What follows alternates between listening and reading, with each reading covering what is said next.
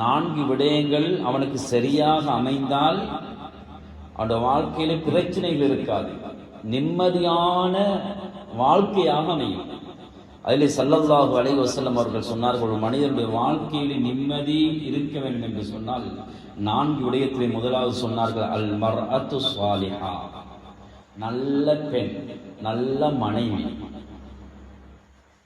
அவளுடைய அழகான பேச்சும் அவருடைய நடத்தைகளும், கணவனை வெளியிலிருந்து வீட்டுக்கு வருகின்ற பொழுது அவர்கள் அங்கே நடந்து கொண்ட முறைகளும், இவைகளெல்லாம் ஒரு மனிதனுடைய சாதத்தை, ஒரு மனிதனுடைய நல்ல வாழ்க்கையிலே மன நிம்மதியை உருவாக்கும் என்று ஸல்லல்லாஹு அலைஹி வஸல்லம் அவர்கள் சொல்லிவிட்டு சொன்னார்கள். இரண்டாவதாக சொன்னாங்க, அல் மஸ்கனுல் வாசிஅ, விசாலமான வீடு. வீடு என்றால் 10-15 ரூமுகளை கட்டி வைப்பதல்ல. 2 பேர் 3 பேர் குடும்பத்தில் 2-5 பேர் இருக்கிறதுக்கு 10-15 ரூமை கட்டி கொடுப்பதல்ல. சிலர்கள் அப்படி கட்டி வைத்திருக்கிறார்கள்.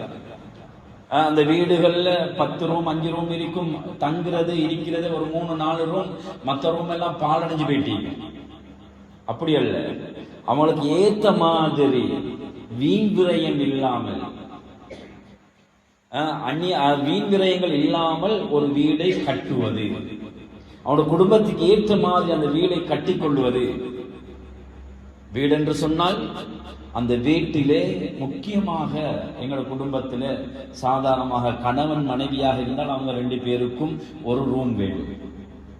அதற்கு பின்னால் ஒரு ஆண் பிள்ளை இருந்தால் அவருக்கு ஒரு ரூம் வேணும். ஒரு பெண் பிள்ளை இருந்தால் அவர்களுக்கு ஒரு ரூம் வேணும். இதே போன்று 2-3 ஆண் பிள்ளைகள் இருக்கிறார்கள், வசதிக்கு ஏற்ற மாதிரி அவங்க கட்டி கொள்வாங்க. அதே போன்று ஒரு வீடை கட்டுகின்ற பொழுது முதலாவது என்னுடைய வீட்டுக்கு தொழுகை ரூமை ஏற்பாடு பண்ணுவோம். தொழுகைக்காக வேண்டி அந்த ரூமை அமைத்துக் கொள்வது. அதே போன்று என்னுடைய வீட்டுக்கு ஒரு விருந்தாளி வந்தால் அந்த விருந்தாளிக்கு ஒரு ரூம்.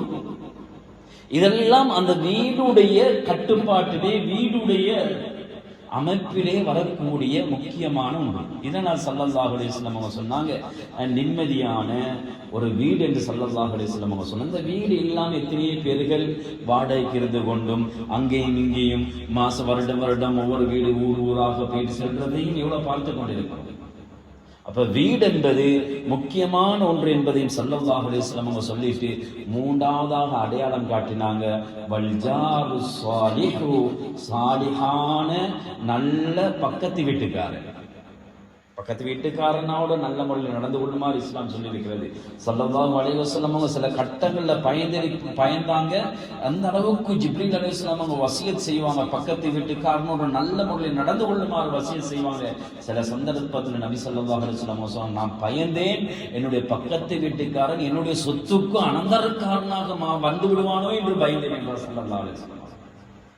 அப்ப நிம்மதியான, பிரச்சனை இல்லாத பக்கத்து வீட்டுக்காரன், எந்த உதவிக்கும் ஓடி வரக்கூடியவன், அப்படியான பக்கத்து வீட்டுக்காரர்கள் அமைவதும் இதுவும் ஒரு மனிதனுடைய வாழ்க்கையில நிம்மதியை உருவாக்கும், மனிதனுடைய வாழ்க்கை செழிப்பாகிறதுக்கு மிக முக்கியமான ஒன்று. சாதா என்று ஸல்லல்லாஹு அலைஹி வஸல்லம் அவங்க சொன்னாங்க.